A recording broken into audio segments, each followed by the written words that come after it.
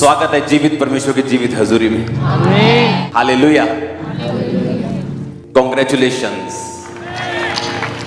बैठ जाओ अपने शरीर में, अपनी बाइबल को उठाओ, बोलो सर्वशक्तिमान परमेश्वर, मैं इस वचन से प्यार करता हूं। ये मेरे शुद्ध रहने का आधार, मेरे चंगे रहने का आधार है।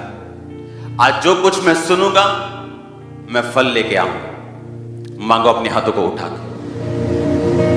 आज मेरा बिलीव है कि परमेश्वर आपको अपना वर्ड दे के यहां से भेजेंगे, क्योंकि मोस्ट इंपॉर्टेंट थिंग, सबसे जरूरी बात जो क्रिश्चियनिटी की है, आज मैं उस बारे में आपसे बात करूं।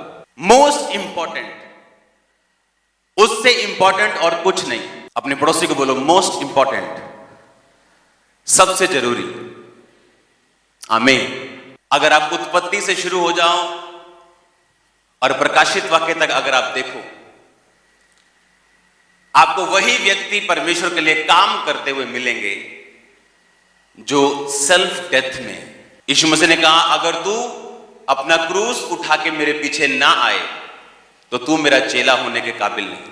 अब बोलो अपने पड़ोसी को, सबसे जरूरी बात है कि तू अपने आप में मुर्दा हो ताकि परमेश्वर तुझसे काम कर सके।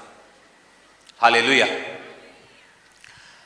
क्रिश्चियनिटी में अगर आप देखोगे, सबसे ज्यादा काम अगर किसी बंदे ने किया है, वो वही लोग हैं जो अपने आप में मरे हुए हैं। यीशु मसीह ने कहा, अगर तू अपना क्रूस उठा के मेरे पीछे नहीं चलेगा तो तू मेरा चेला होने के काबिल नहीं। अगर कोई मेरा पीछा करना चाहे, अपना क्या उठाए? बोलो अपने पड़ोसी को, क्या उठाए? अपना क्रूस उठाए और क्या करे? मेरे पीछे आए। इब्रानियों की पुस्तक उसका 11 अध्याय, उसकी 25-26, इसलिए कि उससे पाप में थोड़े दिन में सुख भोगने से परमेश्वर के लोगों के साथ दुख भोगना अधिक अच्छा लगा, और उसने मसीह के कारण निंदित होने को मिस्र के भंडार से बड़ा धन समझा, क्योंकि उसकी आंखें फल पाने की ओर लगी थी। इसमें मूसा की बात हो रही। 40 साल वो एक राजकुमार था, बाइबल कहती है 40 साल उसने वो देखा जो उसने पहले कभी नहीं देखा। 40 साल एक ऐसा व्यक्ति जिसके पांव के नीचे जब वो बेड से उतरता था तो सोने की चप्पल आती होगी, चांदी की चप्पल आती होगी, रेड मैट और ग्रीन मैट आते होंगे, वो भी सोने के साथ बुने हुए। और बाइबल कहती है जब उसे यह मालूम हुआ कि मैं एक इब्रानी हूं और परमेश्वर यहोवा का एक सन हूं, तो लिखा उसने मिस्र के राजकुमार के पद को छोड़ दिया और मसीह के कारण निंदित होने को अपना लिया। और बाइबल कहती है अगले 40 साल उसकी ट्रेनिंग के रहे। जब वो 40 साल मिधान देश में परदेसी होकर रहा, और उसके अगले 40 साल उसके राज्य में रहे, जो परमेश्वर के नाम में उसने लोगों को छुड़ाया। सबसे पहले मूसा ने फैसला किया कि नहीं, मसीह के कारण मैं निंदित होना प्रेफर करूंगा अपना जीवन दुखों में निकालने से। और बाइबल कहती है उसने फैसला किया कि वो परमेश्वर के लिए खड़ा होगा। अगले 40 साल परमेश्वर ने उसे सेल्फ डेथ में रखने के लिए उसके भेड़ और बकरियों को चराने में लगाए। आपका बेस्ट पैदा होगा जब आप क्रूस उठा के सेल्फ डेथ में चले जाएंगे। और कैसे होगी ये सेल्फ डेथ? अपने आप में मरना, अपना क्रूस उठाना, ये आसान नहीं। परमेश्वर आपको निकालेगा अलग अलग चीजों से, दुखों से, निराशाओं से, बीमारियों से, कलेशों से, धोखे से। अगर आप सेल्फ डेथ देखना चाहते हैं तो यीशु मसीह ने कहा, अगर तू अपना क्रूस ना उठाए तो तू मेरे काबिल ही नहीं। और क्रूस उठाने का मतलब यह है अपने आप में मरना। प्रतिदिन अगर तू मेरा क्रूस ना उठाए तो तू मेरे काबिल नहीं। इसका मतलब अपने आप में मरना। अगर तू अपने आप में मरा नहीं तो मेरे काबिल नहीं। अब मैं आपको बताता हूं इसका मतलब क्या है। सेल्फ डेथ ये वो पोजीशन है जब एक विश्वासी इस पोजीशन पे पहुंचते हैं, जिस तरह मूसा पहुंचा और उसने पैसों की परवाह नहीं की, वचन की परवाह की। अपनी पदवियों की परवाह नहीं की, वचन की परवाह की। यह होती है सेल्फ डेथ। बाइबल कहती है यूसुफ 17 साल का था जब अपने पिता की भेड़ बकरियों को चराने के लिए वो जाया करता था, और उसे सपना आता है, और उस सपने में परमेश्वर उसको बताते हैं कि वो अपने भाइयों से अधिक ऊंचा किया जाएगा, और इस सपने के कारण उसके भाई उससे बैर करते हैं और उसको सूखे गड्ढे में डाल के मारने की कोशिश करते हैं। वहां से वो निकलता और मिस्र देश में जाता है, और 30 साल तक कभी पोतीफर के घर में, कभी जेल में रहता है। ये 13 साल उसकी सेल्फ डेथ के थे। ये 13 साल में परमेश्वर ने उसे तैयार किया कि कैसे परमेश्वर के ऊपर भरोसा रखा जाए। जब वो मौत के करीब था, इमोशनली डिस्टर्ब था, तब भी उसने पोतीफर की पत्नी के साथ सेक्स करना नामंजूर किया। आज कोई पवित्रताई में इसलिए है, उसे मौका नहीं मिल रहा। आज कोई चोरी इसलिए नहीं कर रहा क्योंकि वो फाइनेंस टीम में नहीं। लेकिन जैसे आप उसे मौका देंगे, तब मालूम होगा ये बंदा पवित्रताई में है या चोर है या नहीं। हालेलुया। और लिखा वो 13 साल इमोशनली डिस्टर्बेंस में, अकेला, घर से दूर, जहां गया वो भी दुश्मन। पर बाइबल कहती 30 साल का होकर जब वो प्रधानमंत्री बना, 110 साल तक जीवित रहा। मेरी बात को आज ध्यान से सुनना। अगर आप जीसस क्राइस्ट को फॉलो करेंगे, अपने आप में मर के आप परमेश्वर का ध्यान रखेंगे, उसके वचनों पे चलेंगे, आपका कलेश तो छोटा सा होगा, पर आपकी महिमा सालों की होगी यीशु मसीह के नाम में। दूसरा कुरिन्थिया 4 उसके 16 से 18 आयत। इसलिए हम हियाव नहीं छोड़ते, यद्यपि हमारा बाहरी मनुष्य तब नष्ट होता जाता है, तो भी हमारा भीतरी मनुष्य तब दिन प्रतिदिन नया होता जाता है। क्योंकि हमारा पल भर का हल्का सा कलेश हमारे लिए बहुत ही महत्वपूर्ण और अनंत महिमा उत्पन्न करता है। हम तो देखी हुई वस्तुओं को नहीं, परंतु अनदेखी वस्तुओं को देखते रहते हैं, क्योंकि देखी वस्तुएं थोड़े दिन की हैं और अनदेखी वस्तुएं सदा बनी रहती हैं। 17 आयत को मैं दोबारा पढ़ूंगा। क्योंकि हमारा पल भर का कलेश, हल्का सा कलेश, हमारे लिए बहुत ही महत्वपूर्ण और अनंत महिमा उत्पन्न करता जाता है। हमारा थोड़ा सा कलेश कहता अनंत महिमा को पैदा करता है। जो आपने सह लिया परमेश्वर में आके, आपने परमेश्वर के वचन को त्यागा नहीं, क्योंकि आपके रिश्तेदार यही चाहते थे कि आप उसके वचन को त्याग दें। आपने अपने शरीर की नहीं सुनी, व्यभिचार की नहीं सुनी, चोरी की नहीं सुनी, आपने वही किया जो वचन चाहता था। बाइबल कहती है अगर तुम इस तरह चलोगे, तुम्हें कलेश का सामना करना पड़ेगा, तुम्हारे लोग तुम्हारे विरोधी हो जाएंगे, लेकिन बाइबल कहती तुम्हारा हल्का सा कलेश अनंत महिमा को पैदा करेगा। उसका 13 साल का कलेश उसके 80 साल के राज्य को पैदा किया उसने। वो 30 साल का था जब प्रधानमंत्री बना, और 110 साल तक अपनी कुर्सी पे खड़ा रहा। आप क्या सोचते परमेश्वर ने आपको अपने पास बुलाया? बाइबल कहती थोड़ी देर में वो तुम्हें दुख उठाने के बाद, कलेश उठाने के बाद सिद्ध भी करेगा और स्थिर भी करेगा और तुम्हारे राज्य को बढ़ाएगा भी। जो काम करने के लिए परमेश्वर ने आपको अपने पास बुलाया, वो काम आपकी जिंदगी में वो जाहिर भी करेगा अगर आप परमेश्वर में खड़े रहेंगे तो। बाइबल कहती है उसके भाइयों ने उसे गड्ढे में डाला।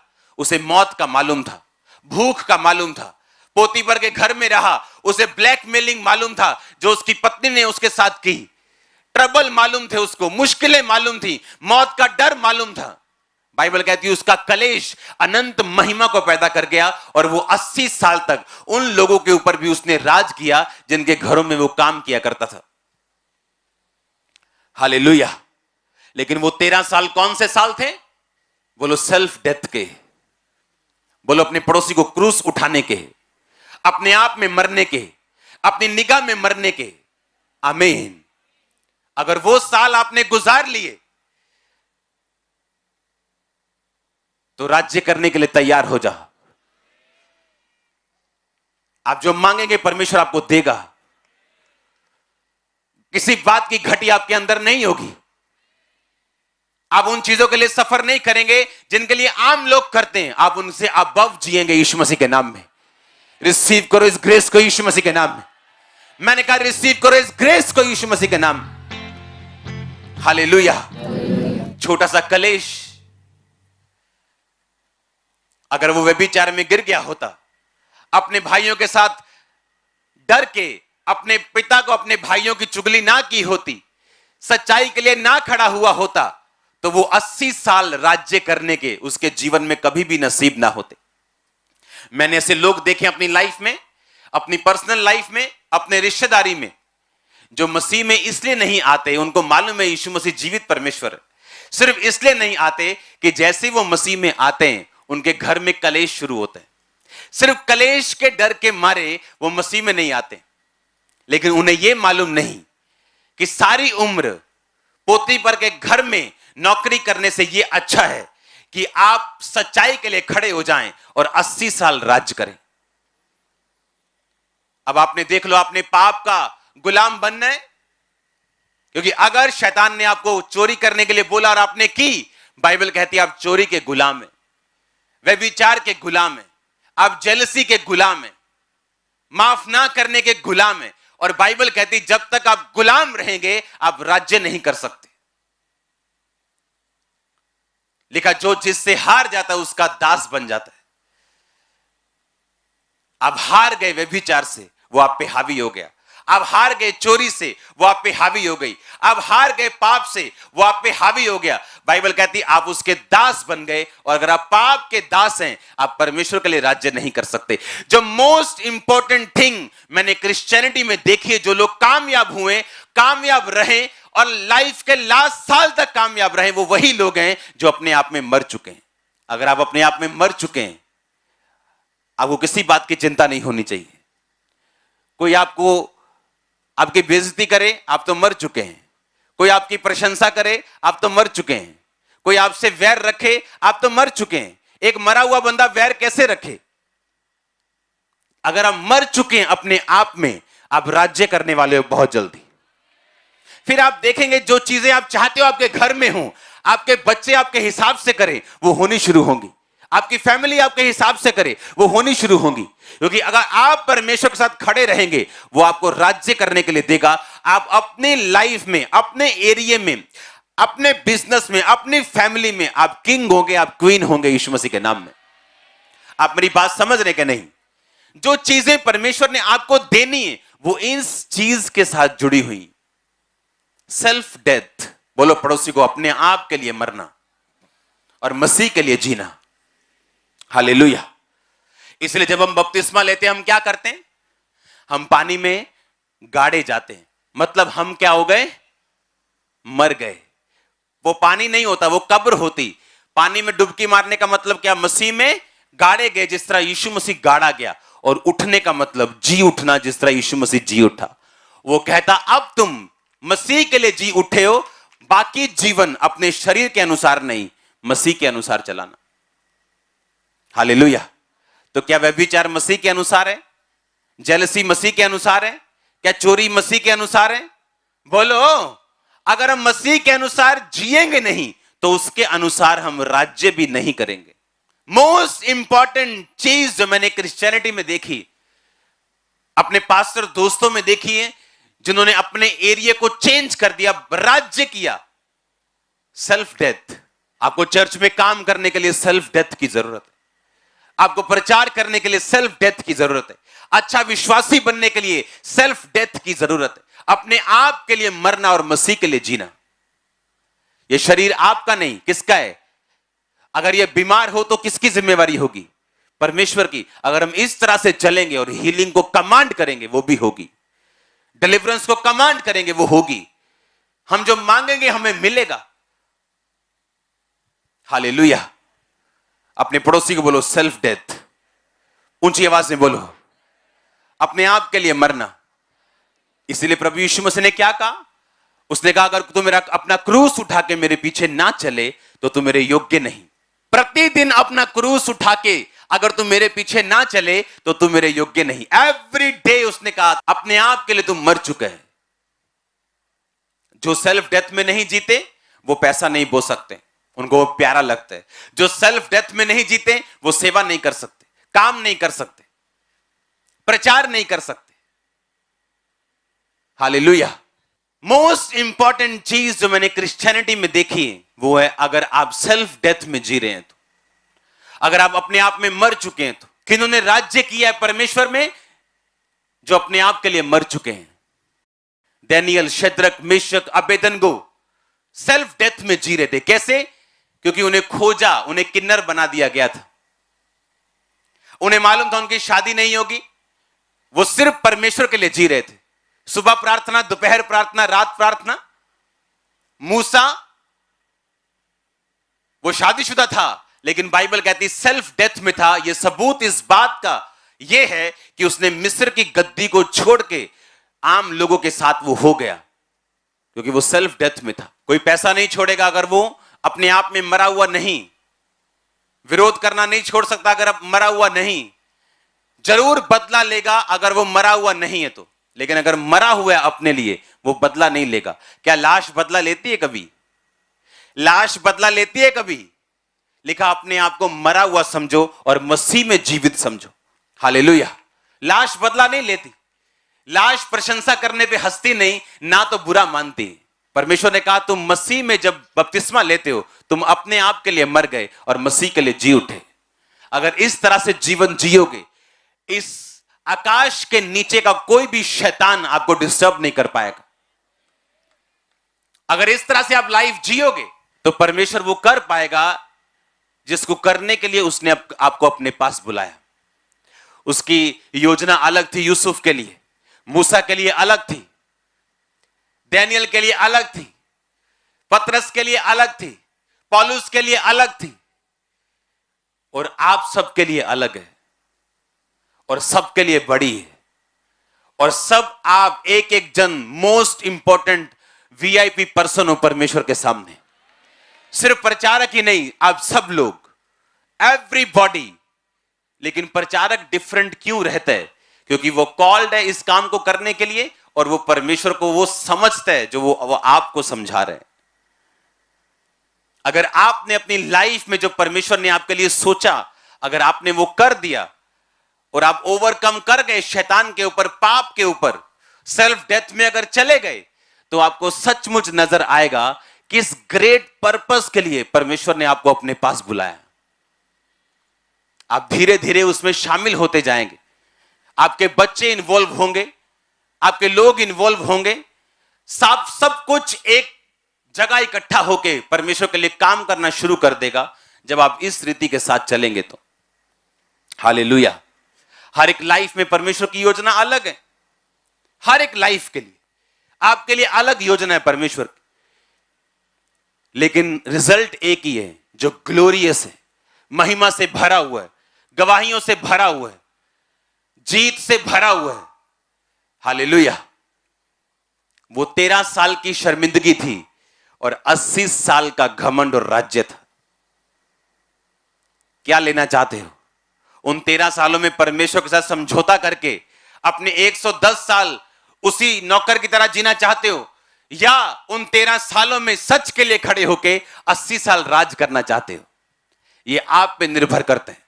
अगर आप शरीर के नौकर हैं, पाप के नौकर हैं, गंदी आदतों के नौकर हैं, तो आप परमेश्वर के लिए राज्य नहीं कर सकते। हालेलुया। तैयार हैं आप राज्य करने के लिए? यस नहीं सुना मेरे को? तैयार है आप राज्य करने के लिए? आपको बेस्ट परमेश्वर देने जा रहे हैं। बेस्ट प्लेसेस में आपकी लाइफ में देख रहा हूं, बेस्ट देशों को आपकी लाइफ में देख रहा हूं। आप तैयार है क्या? सुना नहीं मैंने कहा आप तैयार है क्या? अपने पड़ोसी को बोलो, बोलो सेल्फ डेथ, अपने आप में मरना। आमीन। अगर आप अपने आप में मर चुके हैं, आप बदला लेंगे क्या? आप लेंगे बदला? आप माफ करेंगे, आप बदला नहीं लेंगे। आप प्रेयर करेंगे, परमेश्वर के साथ रहेंगे, आप डरेंगे नहीं, क्योंकि आप पहले से मर चुके हैं। किन लोगों को शैतान परमेश्वर से दूर ले जाते हैं? बोला देख देख शदाइया देख, तू भी अपने भरावां नाल मिलिया हुंदा, अज तू गड्ढे च नहीं सी होना। हुण तू मिस्र च आ गया, देख शदाइया, जे तू भरावां दे नाल हुंदा बना के रखदा तो तू भी उन्हां नाल इंजॉय करदा लाइफ नूं। अब तू नौकर बन गया। अगर तू अपने भाइयों के साथ बना के रखता तो तू यहां मिस्र में ना आता। कितना डिस्टर्ब किया होगा इमोशनली शैतान ने उसको, इमेजिन करके देखो। पर वही जीते जिन्होंने शैतान के सिर के ऊपर पांव रख के आगे बढ़े हैं, जो उसकी बातों को रद्द करके आगे बढ़े, वही जीते हैं। हालेलुया।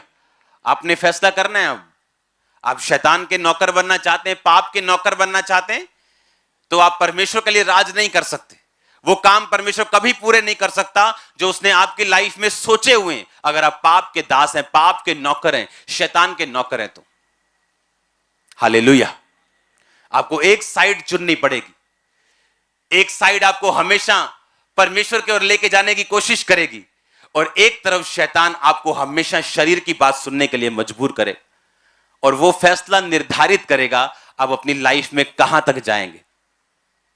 हालेलुया। जो शांति, जो आनंद आप फील कर रहे होंगे, मैंने कभी महसूस नहीं किया ऐसा अपनी लाइफ में। आप जीवित और यहां बैठे हैं, हां, और वचनों को अपनी आंखों से आपने कंप्लीट होता देखा कि वो तुझे बहेलिये के जाल से और महामारी से बचाएगा। आमीन। वो तुझे अपने पंखों की आड़ में ले लेगा और तू उसके पैरों के नीचे शरण पाएगा। उसकी सच्चाई तेरे लिए ढाल और झिलम ठहरेगी। तू ना रात के भय से डरेगा, ना उस तीर से जो दिन को उड़ता है, ना उस मरी से जो अंधेरे में फैलती, ना उस महारोग से जो दिन दोपहरी में उजाड़ता है। तेरे निकट 1000 तेरी दाहिनी और 10,000 गिरेंगे, परंतु वह तेरे पास ना आएगा। हालेलुया। परंतु तू अपनी आंखों से दृष्टि करेगा और दुष्टों के अंत को देखेगा। हालेलुया। पूरा होते देखा हमने वचन को। महामारी ना आती कभी देखते ना हम। हां, ये पौलुस के टाइम में आई, प्रेरितों के टाइम में आई, अकाल पड़े ताकि परमेश्वर अपने वचन को आपको दिखाए। प्रार्थना आपको हेल्प करती सेल्फ डेथ में जीने के लिए। फास्टिंग आपकी सहायता करती अपने आप में मरने के लिए। बाइबल रीडिंग से आप परमेश्वर की उपस्थिति को महसूस करते हो, जीवन को महसूस करते हो। लोग बोलते हैं किस प्रकार हम व्यभिचार से बचे रहें, किस प्रकार हम पाप से बचे रहें। बाइबल कहती है उसके वचन को अपने दिल में रखने से और सावधान रहने से हम पाप से बच सकते हैं। उन लोगों के रिजल्ट देख के जिन्होंने पाप किया और उन्हें क्या हासिल हुआ, हम पाप से बच सकते हैं। जब हम प्रार्थना करने के लिए बैठते हैं, अपना बेस्ट टाइम हम परमेश्वर को देते हैं, वो सेल्फ डेथ करता है आपकी। आप अपने आप में मरते हैं, अपने शरीर, अपने आत्मा में आप ब्लेस्ड होते हैं और अपनी निगाह में आप मरते हैं। बाइबल कहते हैं जब मूसा पहाड़ के नीचे आ रहा था, उसके चेहरों से किरणें निकल रही थी, लेकिन मूसा को यह मालूम नहीं था। जब आपको अपना आप मालूम नहीं होगा, आपके चेहरों से किरणें निकलेंगी, ग्लोरी निकलेगी खुदावंद। आप प्रेयर में बैठेंगे, अपना टाइम देंगे, जब आपका बेस्ट सीरियल लगा हो रहा, जब आपको किसी दोस्त की याद आ रही, सब काम याद आ जाएंगे जब आप प्रार्थना में बैठेंगे, क्योंकि शैतान जानते हैं जैसे आप प्रेयर में बैठेंगे आप सेल्फ डेथ में एंटर करेंगे। आप फास्टिंग करेंगे, अपनी भूख को कंट्रोल में करेंगे, अपने शरीर को कंट्रोल में करेंगे, आप सेल्फ डेथ में एंटर करेंगे। और जब ये होगा, परमेश्वर दुखों को यूज कर सकते हैं, निराशा को यूज कर सकते हैं, किसी भी चीज को इस्तेमाल कर सकते हैं। उन दुखों में परमेश्वर के ऊपर सवाल ना उठा के वफादार रहना, क्योंकि आपके राज्य करने को परमेश्वर ठान चुका कि वो आप करें, ठान चुका है वो। लेकिन अगर आप कॉपरेट करेंगे, उसकी सहायता करेंगे कि वो आपको उस स्थान पे लेके जा सके, वो आपको लेके जाएगा। हालेलुया। आप प्रेयर करेंगे, आप सेल्फ डेथ में एंटर करेंगे, आप टाइम पे करेंगे परमेश्वर को। अगर आप प्रार्थना करेंगे, अपनी लाइफ को आप सीधा भी रखेंगे, क्योंकि आपको मालूम है आपकी प्रेयर तभी कबूल होगी जब आपकी लाइफ सीधी है। हाँ या ना? आप फास्टिंग करेंगे अपनी भूख के ऊपर, आप एक हथौड़ा मारेंगे, उससे मालूम होगा हां आप उस तरफ चल पड़े हैं जहां से परमेश्वर आपको आगे लेके जाएगा। जो भी आपकी लाइफ की जरूरत है, एनीथिंग, शारीरिक जरूरत की मैं बात कर रहा हूं। अब वो आपका हस्बैंड हो, आपके बच्चे हो, आपका फाइनेंस हो, एवरीथिंग आपके पास बेस्ट होगा। एवरीथिंग, मैं आपको सच कह रहा हूं, एवरीथिंग। अगर आप इस तरीके से परमेश्वर में चलेंगे तो ये एक्सपेक्ट मत करना अपने बच्चों से कि वो पवित्रताई में चलें या अच्छी तरह से जीवन बिताएं अगर आपका जिंदगी पाप में है तो। अगर आप एक पैग लगाएंगे और आप बोलेंगे अपने बच्चे को एक पैग कोई बुरा नहीं, वो 10 लगाने वाला होगा। आप आधा घंटा 1 घंटा प्रार्थना करने वाले होंगे, वो 2.5 घंटे वाला होगा। आपके लोग कभी आपको नहीं सुनेंगे कि आप बोलते क्या हैं, वो देखेंगे आप करते क्या हैं। खासकर आपका परिवार, आपके करीबी लोग। प्रेयर के दौरान आप अपने आप से बाहर आके आप परमेश्वर के साथ मिलते हैं, उसके साथ एक होते हैं।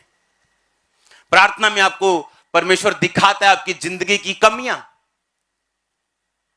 आपने अपने माता पिता की इंसल्ट कर दी और आपको रोग हो गया, आप प्रेयर करेंगे, तेरे कोड़े खाने से मैं चंगा हो चुका हूं, पापा दी लाओ fire prayer, fire fire fire fire, internet पे प्रेयर लगा के कुछ नहीं होगा।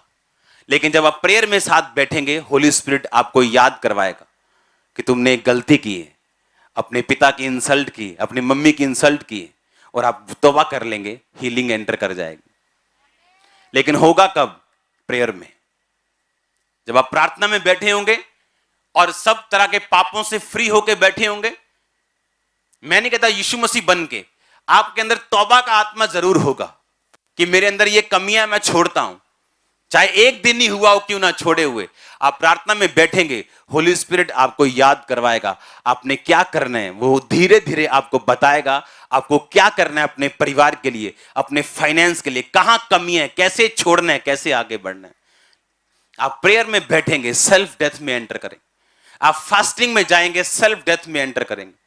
साथ में वर्ड पढ़ेंगे, आपको समझ आएगा, परमेश्वर आपकी बुद्धि को खोलेगा, आपकी स्पिरिचुअल आईज को ओपन करेगा, आपने कहां अपनी लाइफ में क्या करना और कौन सा डिसीजन लेना। एक डिसीजन लाइफ चेंज करता है बंदे की, 10 नहीं। फेसबुक का मालिक कौन था? एक साधारण स्टूडेंट। एक डिसीजन लिया कि नहीं, एक ऐसा ऐप बनाएंगे जहां पे लोग सोशलाइज हो सके। दुनिया चेंज कर दी कि नहीं कर दी? आधे से ज्यादा यहां लोग फेसबुक देख के आए होंगे चर्च में। हो गई दुनिया चेंज के नहीं हुई? हां, आप घरों में थे, आपने फेसबुक पे प्रचार देखा, एक आइडिया। सोचो अगर परमेश्वर के आप साथ हों तो वो किस तरह की ब्लेसिंग आपको दे सकता है। अगर साधारण लोग एक आइडिया से चेंज हो सकते हैं, सोचो जो आइडिया परमेश्वर आपको हेवनली देगा वो कितना बड़ा होगा। अपने हाथों को उठाओ, बोलो परमेश्वर मेरी बुद्धि को खोल दे, आत्मा को खोल दे और मेरी सहायता कर सेल्फ डेथ में जीने के लिए, मेरी सहायता कर। ऊंची आवाज से बोलो थैंक यू जीसस। मांगो अपने हाथों को उठा के कि परमेश्वर मैं सेल्फ डेथ में जी सकूं, प्रार्थना में जी सकूं, ताकि मैं राज्य कर सकूं। हिला के अपने हाथों को ऊंची आवाज में प्रार्थना करो।